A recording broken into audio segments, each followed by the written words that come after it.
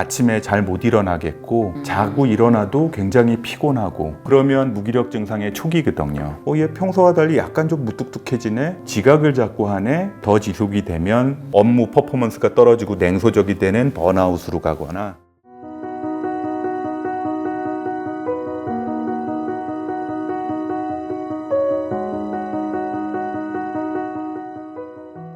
자, 여러분 오늘은 굉장히 뵙고 싶은 분이 오셨습니다. 바로 한창수 교수님이십니다. 박수. 안녕하세요. 안녕하세요. 너무너무 친절한 옆집 아저씨 같은 환자들이 되게 좋아할 것 같아요. 교수님 만나면. 그래서 저랑 수다 떨고 가시는 분들이 되게 많으세요. 연세 드신 분들도 있고 젊은 분들도 있는데 그냥 여기는 정비소다. 병원이란 얘기 잘 안 하고요. 자동차도 오래되면 주기적으로 정비소 들리잖아요. 단골 정비소 있고 정신과 그러면 옛날에는 신경정신과 그래서 거기 가면 미쳤대 그래서 안 오는 분들이 많았는데 많이 달라진 세상이지만 이제 좀 더 편하게 오시라고 그렇게 말씀을 드리고 있어요. 자존감이 떨어져요는 예를 들어서 뭐 누군가로부터 뭔가를 당해서 뭔가 이렇게 상황이 안 좋아서 내 마음이 이 상태요를 얘기하는데 무기력은 마치 내가 아무 노력도 안 돼서 이렇게 방치해서 내가 나를 망친 것 같은 그런 죄책감 때문일까 부끄러움 때문일까 무기력이란 말을 안 쓰거든요. 예전 우리 어머니들은 스트레스 받았어. 그 얘기를 그렇게 많이 했었어요. 했어요. 근데 동일된 게 스트레스 그다음에 뭐 번아웃 됐어요. 뭐 이거의 특징은 범인이 있다는 얘기거든요. 나를 이렇게 만든 조직이나 그 인간이 있는 거예요. 누군지는 얘기 안 했어. 그냥 그 인간 다스리기. 그러면 강이 막 미어 터지겠다. 그런 분들이 다 마음속에 그 얘기 하겠군 그러고 오세요. 근데 스트레스, 번아웃 그러면은 원인이 있으니까 이건 내 탓이 아니니까 그쪽으로 원인 돌려놓고 나는 그냥 불쌍하고 누구한테 케어받고 그렇지. 이렇게 보상받고 도닥거림 받고 이러면 되는 거였는데 무기력이라고 얘기하면 그렇지. 다 범인이 나요. 예를 들어서 내가 중학교 3학년 고1인데 기운이 없고 무기력해요. 그럼 엄마가 제일 먼저 하는 말이 뭐냐 하면 우리 엄마가 그랬어요. 게을러서 그래. 특히 성인들은 그런 거에 되게 익숙하기 때문에 무기력하다는 얘기를 안 하려고 그래요. 안 하려고 그래요. 그렇죠? 근데 재밌는 건 병원에 우울증, 공황장애 또는 번아웃 이런 걸로 오시는 분들의 증상들을 다 조사를 해보면 제일 흔한 증상이 무기력이에요? 무기력이에요. 물론 위장은 돼 있습니다. 피로감, 재미없음, 기운 없음 네. 이라고 포장은 돼 있지만 그게 다 무기력인 거죠. 무기력해서 그냥 말수도 없어지고 퍼포먼스 떨어지면서 사람들 안 만나려고 하고 늘어지는 사람도 있는 반면에 굉장히 예민해지고 안테나가 삐죽삐죽 돋아서 누가 무슨 말만 하면 싸우려 그러고 이러는 분들도 무기력증에 있어요. 공통점은 그로 인해서 대인관계가 곤란해지고 일상생활이나 직업생활의 퍼포먼스가 떨어진다는 얘기죠. 무기력 초기에는 티가 잘 안 나요. 아침에 잘 못 일어나겠고 자고 일어나도 굉장히 피곤하고 그런 증상이 나타나기 시작하고 그러면 무기력 증상의 초기거든요. 그러다가 옆 사람들이 보기에도 얘 평소와 달리 약간 좀 무뚝뚝해지네? 약간 좀 늘어졌네? 지각을 자꾸 하네? 이게 이제 더 지속이 되면 이제 갈래가 나뉘어집니다. 아예 늘어지면서 업무 퍼포먼스가 떨어지고 냉소적이 되는 번아웃으로 가거나 아니면 더 심해져서 우울증이나 공황장애 같은 걸로 진행이 되는 경우들도 있죠. 무기력이라는 거는 진단병이 아니라 하나의 증상이고 그냥 형용사잖아요. 그렇죠. 나 무기력하다. 아시겠지만 CEO분들은 세상에 모르는 게 없는 분들이 되게 많잖아요. 나 다 알아 분들이 많은데 그분들이 무기력의 반대말이 뭔가요? 라고 물어보시더라고요.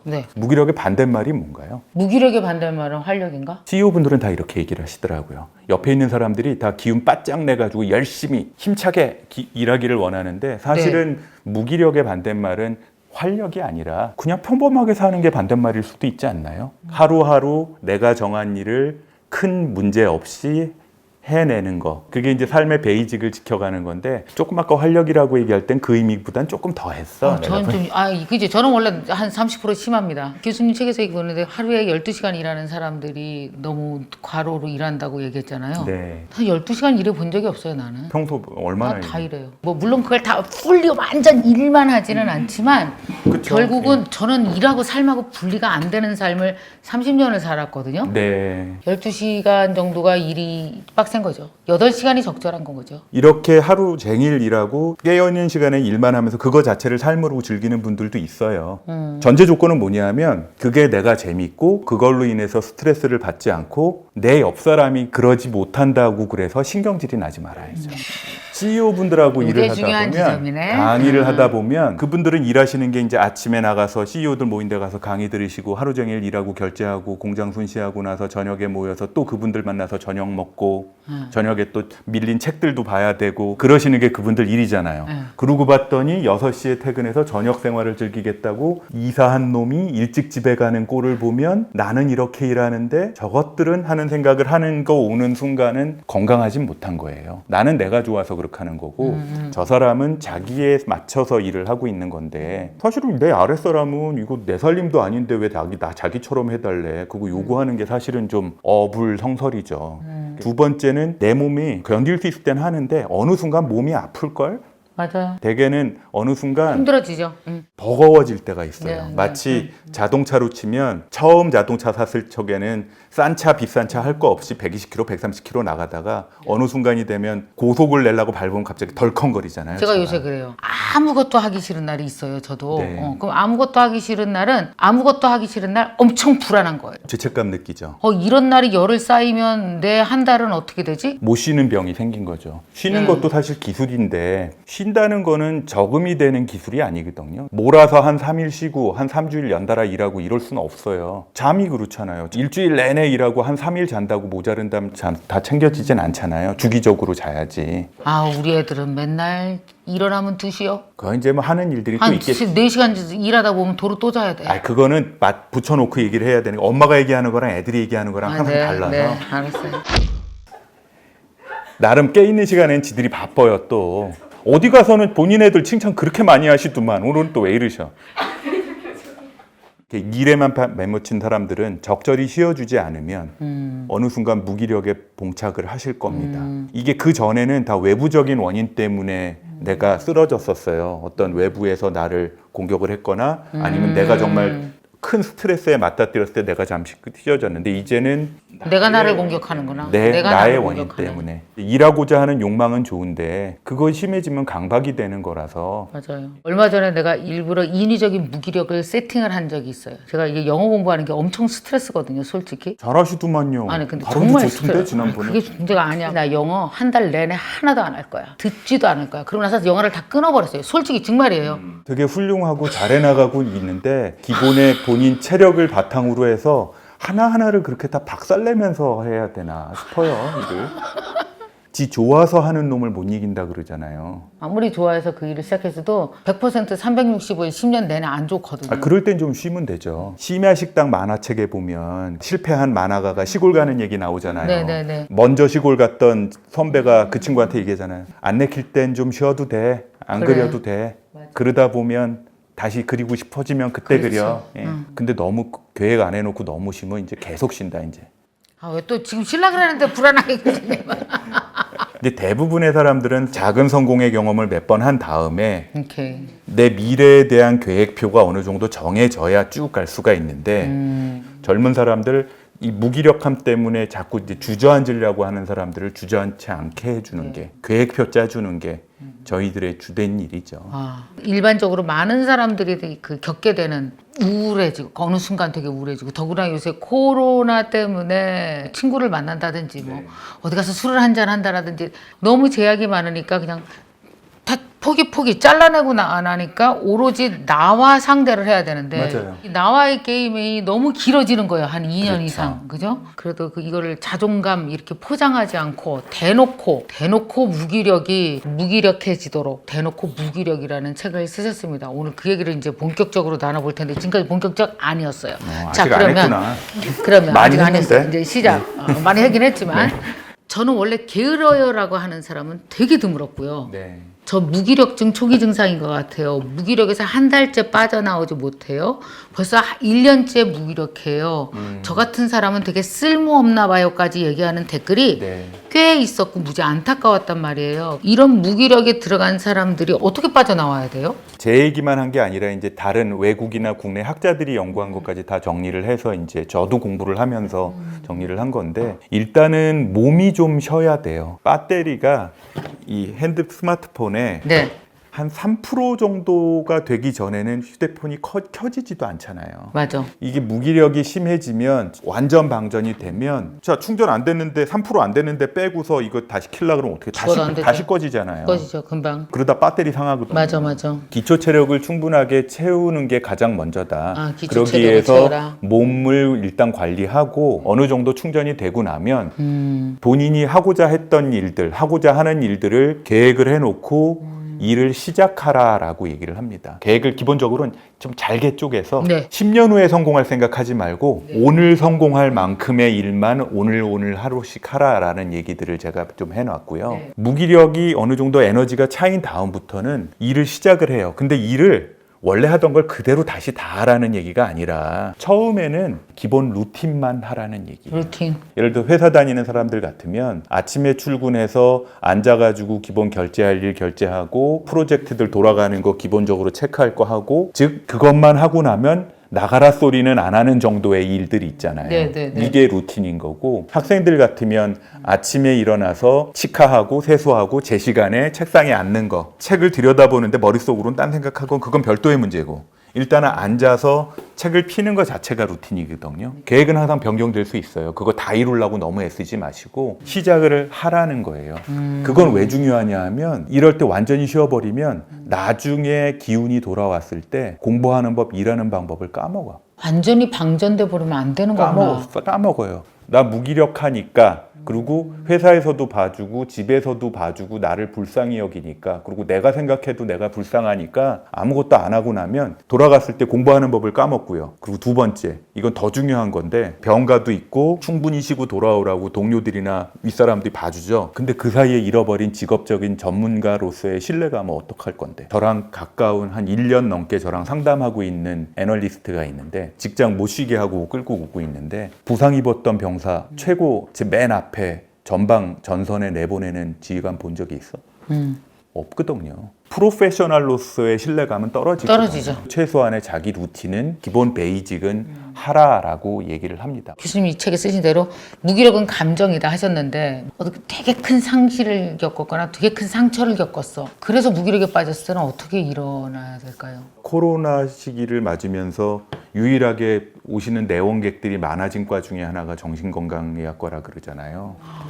일반인들은 외로움을 사실 견디기 힘들거든요. 맞아요. 나는 그 사람들을 돌보지만 사실은 내 마음을 그 사람한테 의지해서 사는 거거든요. 왜냐하면 인간이라는 존재는 내가 오면 나를 반겨주던 강아지가 먼저 가면 그것 때문에도 심각한 우울증이 돼서 오는 경우도 있어요. 제 책에 그런 청년이 있었어요. 아이 없이 그냥 애완견만 키우고 사는 젊은 남자였는데 당연히 강아지 먼저 사망하죠. 근데 얘가 가고서 아무렇지도 않았는데 너무 심한 우울증이 온 거예요. 기운도 없고 업무도 잘 안 되고 괜히 이유 없이 자꾸 눈물 나고 부인이랑도 자꾸 부부싸움 하게 되고 그 먼저 간 강아지가 애기 노릇도 했던 거고 가족 역할도 했던 거고 그 아이가 없어지니까 이제 너무 상실감 때문에 실제 우울증이 왔어요. 그 아이한테 본인이 얼마나 의존을 했었는지만 얘기를 해도 마음이 많이 관여돼요. 부인이 돌아가시고 난 다음에 저한테 오고 계시는 칠순 장군님이 한 분 계신데 돌아가신 부인은 자기가 평생 돌봤지 자기가 그렇게 그 부인한테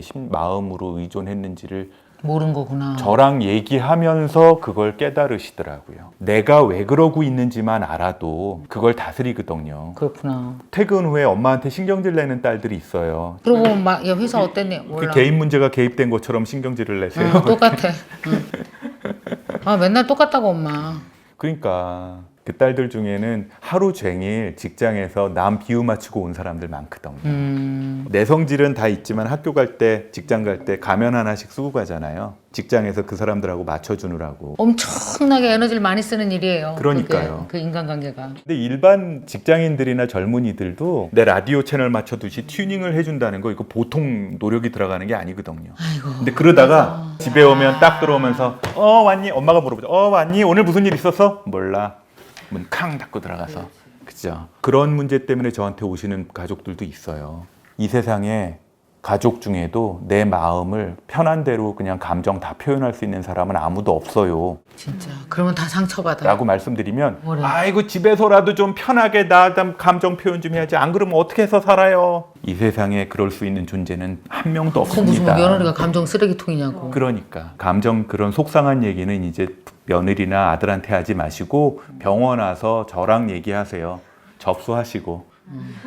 접수하시고. 아, 네, 접수하고. 원래 그런 얘기는 접수해야 더 잘 돼요. 가족끼리도 접수하고 얘기하게 할까? 그러니까요. 그 무기력은 또한 감정으로부터 오는 것이기도 하고, 이 무기력은 정신이다라는 건 어떤 거예요? 자기 연민에 빠지면서 우울증에 빠져나간다는 얘기예요. 공감을 잘 못하고 있다 보니까 사람들하고 계속 튜닝하다 보면 그거에 지치면 이제 나한테 튜닝해. 그 지점이 와. 네, 나한테 튜닝해요. 그리고 이제 내가 하는 걸 이제 다 합리화하는 거죠. 그 인간들 때문에 처음엔 그런 거거든요. 그래서 저 인간들이 미워. 그래서 정말 성질 밖으로 폭발하는 사람들은 그 사람한테 가서 덤비고 싸우고 더 심하면 묻지마 폭력도 되고 이제 이런 일이 벌어지지만 대부분의 사람들은 착하니까 그게 안으로 들어와서 나를 갉아먹다가 나를 자꾸 이제 불쌍히 여기기 시작을 해요. 나는 뭐 능력이 없나 봐. 나는 쓸모가 없나 봐. 그리고 나는 불쌍해. 공감이라는 말은 영어로 두 개예요. 심파시라는 말과 엠파시라는 말로 있는데 심파시라는 말은 다른 말로 공감이라고도 번역이 되지만 연민이라고 번역이 되죠. 동정이라는 말로도 되고 이 말은 예수님처럼 옷 다 벗어주는 공감인데 거기에는 뭐가 전제 조건이 들어가냐 하면요. 그 사람에 대한 존중은 빠져 있어요.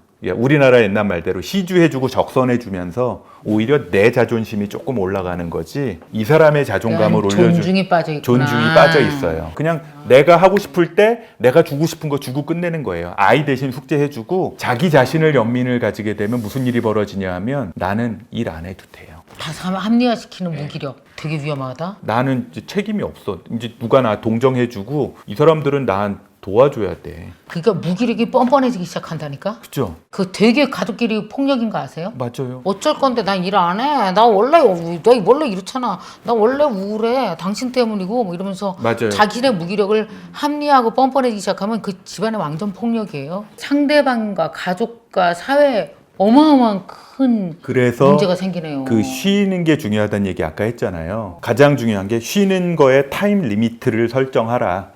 언제까지? 그러니까 예를 들어 배터리 10%, 배터리 20%까지 아니면 쉬는 시간으로 설정할 수도 있고. 나도 결정해야 되겠다. 두 번째는 내가 원래 하던 일이랑은 다른 걸 하면서 좀 쉬어야 돼요. 하루 종일 컴퓨터로 타이핑하던 사람이 집에 가서 쉬면 뭐 하는지 아세요? 소파에 누워서 이거 들고 누워. 무기력에 빠졌다 할지라도 어쨌든 빠지지 않으려면 쉬는 것에도 요령이 있는 거네요. 세 번째 요령이 세 번째 요령. 요령이라기보다 원칙이죠. 원칙? 내가 쉰다고 주변 사람들한테 피해 주지 말라는 거예요. 타인의 희생을 담보로 한 본인의 쉼을 가지지 마라. 일주일 동안 너무 일하느라 고생했고 어제도 회식하느라고 너무 힘들었어. 오늘은 금요일 저녁이니까 나 당분간 쉴게.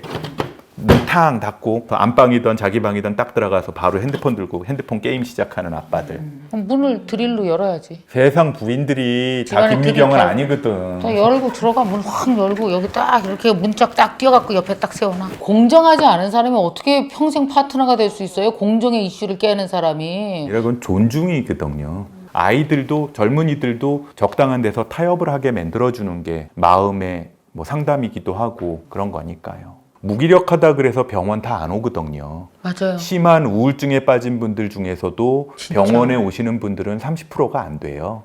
그래. 이 책 보고 본인 혼자 생각하고 MKTV 보시고 강의 듣는 것만으로도 본인의 무기력을 해결할 단초를 얻으실 수 있는 분들이 80%는 된다고 생각하니까 아우 그러면 교수님 이 책이 큰일하는 거네. 병원에 안 오시는 분들. 네, 접수 안 하고도 그 그래서 무기력을 접수. 이겨낼 수 있는 방법입니다. 여러분 접수하지 말고 이 책을 접수하시기 바랍니다. 이렇게 되는 거네.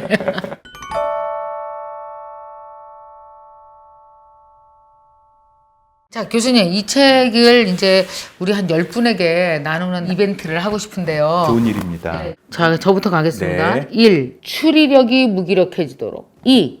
회복력이 무기력해지도록. 아, 좋다. 3. 초능력이 무기력해지도록. 4번 무기력이 무기력해지도록. 오케이, 좋습니다. 제목을 맞춰주시는 분께 이 책을 보내드리도록 하겠습니다. 나도 잘 살아내고 싶어. 나도 한번 의욕적으로 살고 싶어. 어떤 끈을 잡고 싶으시다면 여러분 이 책을 접수하시기 바랍니다.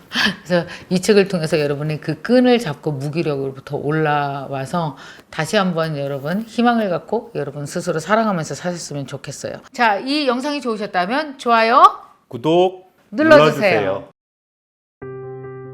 오늘의 북요약본을 받고 싶으시다면 이곳을 클릭하세요.